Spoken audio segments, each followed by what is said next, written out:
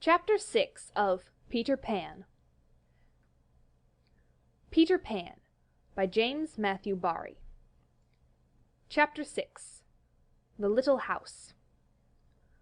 Foolish Tootles was now standing like a conqueror over Wendy's body, when the other boys sprang, armed, from their trees.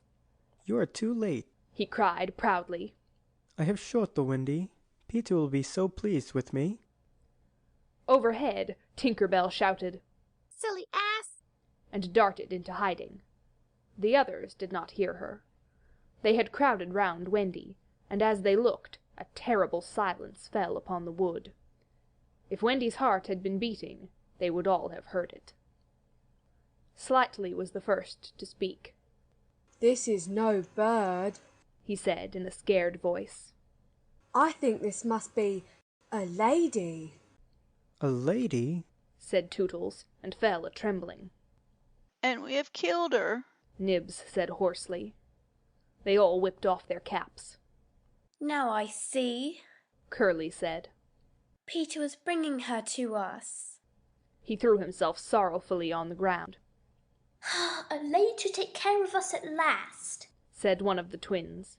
"And you have killed her." They were sorry for him, but sorrier for themselves, and when he took a step nearer them, they turned from him.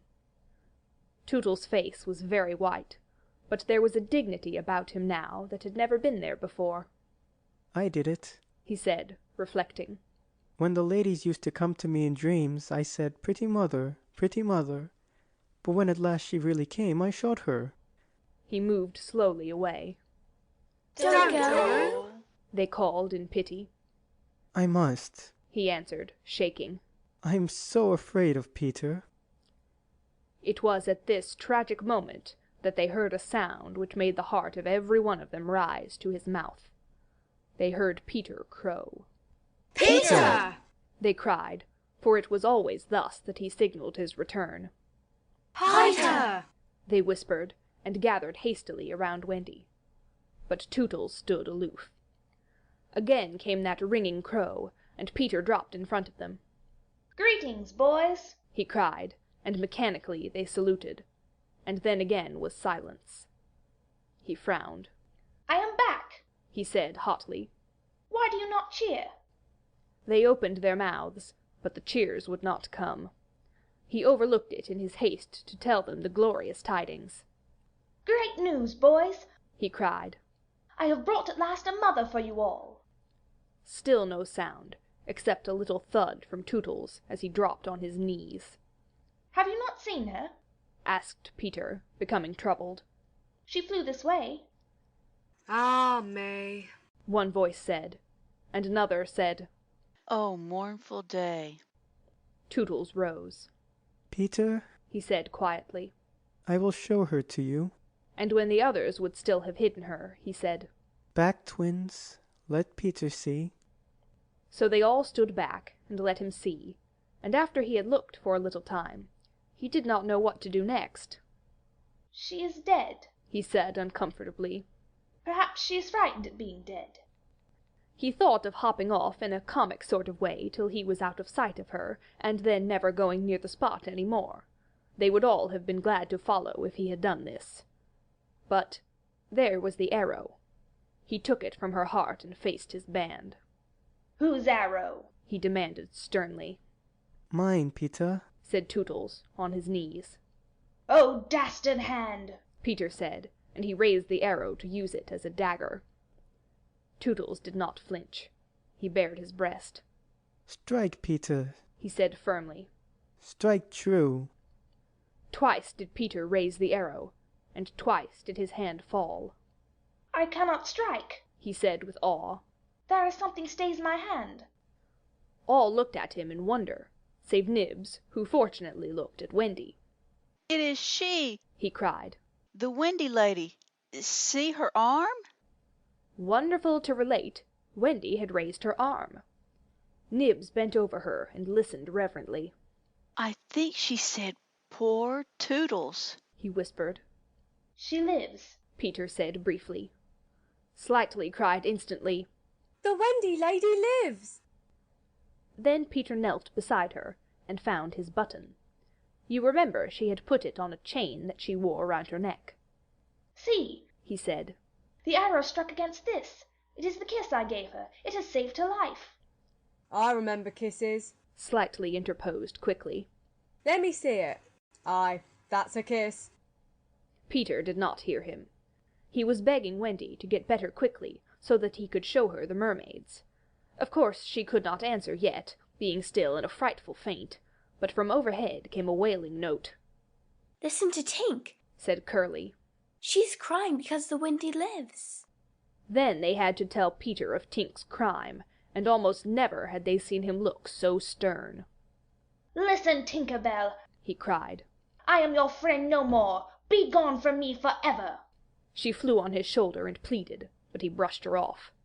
Not until Wendy again raised her arm did he relent sufficiently to say, Well, not forever, but for a whole week. Do you think Tinker Bell was grateful to Wendy for raising her arm? Oh dear no, never wanted to pinch her so much. Fairies indeed are strange, and Peter, who understood them best, often cuffed them. But what to do with Wendy in her present delicate state of health? Let us carry her down into the house, Curly suggested. Aye, Said Slightly. that is what one does with ladies. No, no, Peter said. you must not touch her. It would not be sufficiently respectful. That Said Slightly. is what I was thinking. But if she lies there, Tootles said. she will die. Aye, she will die. Slightly admitted. But there is no way out. Yes, there is. Cried Peter. Let us build a little house round her. They were all delighted. Quick, He ordered them. bring me each of you the best of what we have. Gut our house. Be sharp. In a moment they were as busy as tailors the night before a wedding. They scurried this way and that, down for bedding, up for firewood, and while they were at it, who should appear but John and Michael? As they dragged along the ground, they fell asleep standing, stopped, woke up, moved another step, and slept again. John, John, Michael would cry, wake up! Where is Nana, John? And Mother? and then John would rub his eyes and mutter. It is true, we did fly. You may be sure they were very relieved to find Peter. Hello, Peter. They said. Hello. Replied Peter amicably, though he had quite forgotten them. He was very busy at the moment, measuring Wendy with his feet to see how large a house she would need. Of course he meant to leave room for chairs and a table. John and Michael watched him. Is Wendy asleep? They asked. Yes. John, Michael proposed. let us wake her and get her to make supper for us. But as he said it, some of the other boys rushed on, carrying branches for the building of the house. Look at them! He cried. Curly, Said Peter in his most captainy voice. see that these boys help in the building of the house. Aye, aye, sir. Build a house? Exclaimed John. For the Wendy. Said Curly. For Wendy? John said, aghast. Why, she's only a girl. That Explained Curly. is why we are her servants. You, Wendy's servants? Yes, Said Peter. and you also. Away with them. The astounded brothers were dragged away to hack and hew and carry. Chairs and a fender first. Peter ordered. Then we shall build a house round them. Aye, Said Slightly. that is how a house is built. It all comes back to me. Peter thought of everything. Slightly. He cried. Fetch a doctor. Aye, aye. Said Slightly at once, and disappeared, scratching his head. But he knew Peter must be obeyed, and he returned in a moment, wearing John's hat and looking solemn. Please, sir. Said Peter, going to him. Are you a doctor? The difference between him and the other boys at such a time was that they knew it was make-believe, while to him make-believe and true were exactly the same thing. This sometimes troubled them, as when they had to make believe that they had had their dinners. If they broke down in their make-believe, he rapped them on the knuckles. Yes, my little man. Slightly anxiously replied, who had chapped knuckles. Please, sir. Peter explained. A lady lies very ill. She was lying at their feet, but Slightly had the sense not to see her. Tut, tut, tut. He said. Where does she lie? In yonder glade. I will put a glass thing in her mouth, said Slightly, and he made believe to do it, while Peter waited. It was an anxious moment when the glass thing was withdrawn. How is she? Inquired Peter. Tut, tut, tut, said Slightly. This has cured her. I am glad, Peter cried. I will call again in the evening, Slightly said. Give her beef tea out of a cup with a spout to it. But after he had returned the hat to John, he blew big breaths, which was his habit on escaping from a difficulty. In the meantime, the wood had been alive with the sound of axes. Almost everything needed for a cozy dwelling already lay at Wendy's feet. If only we knew, said one, the kind of house she likes best. Peter, shouted another.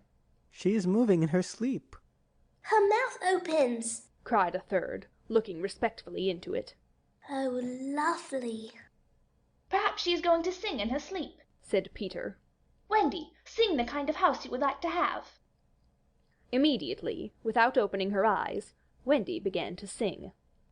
I wish I had a pretty house, the littlest ever seen, with funny little red walls and roof of mossy green. They gurgled with joy at this, for by the greatest good luck the branches they had brought were sticky with red sap, and all the ground was carpeted with moss. As they rattled up the little house, they broke into song themselves. We built the little walls and roof and made a lovely door. So tell us, Mother Wendy, what are you wanting more? To this she answered greedily, Oh, really, next I think I'll have gay windows all about, with roses peeping in, you know, and babies peeping out. With a blow of their fists they made windows, and large yellow leaves were the blinds. But roses! Roses! cried Peter sternly. Quickly they made believe to grow the loveliest roses up the walls. Babies! To prevent Peter ordering babies, they hurried into song again. We've made the roses peeping out, the babes are at the door. We cannot make ourselves, you know, 'cause we've been made before.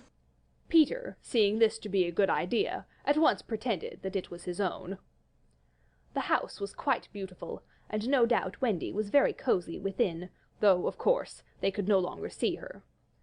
Peter strode up and down, ordering finishing touches. Nothing escaped his eagle eyes.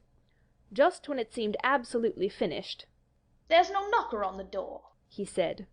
They were very ashamed, but Tootles gave the sole of his shoe, and it made an excellent knocker. Absolutely finished now, they thought. Not a bit of it. "There's no chimney," Peter said. "We must have a chimney." It certainly does need a chimney, said John importantly. This gave Peter an idea.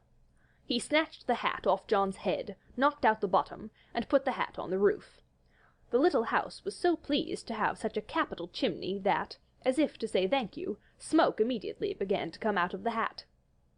Now really and truly it was finished. Nothing remained to do but to knock.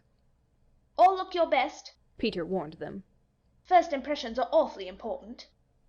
He was glad no one asked him what first impressions are. They were all too busy looking their best.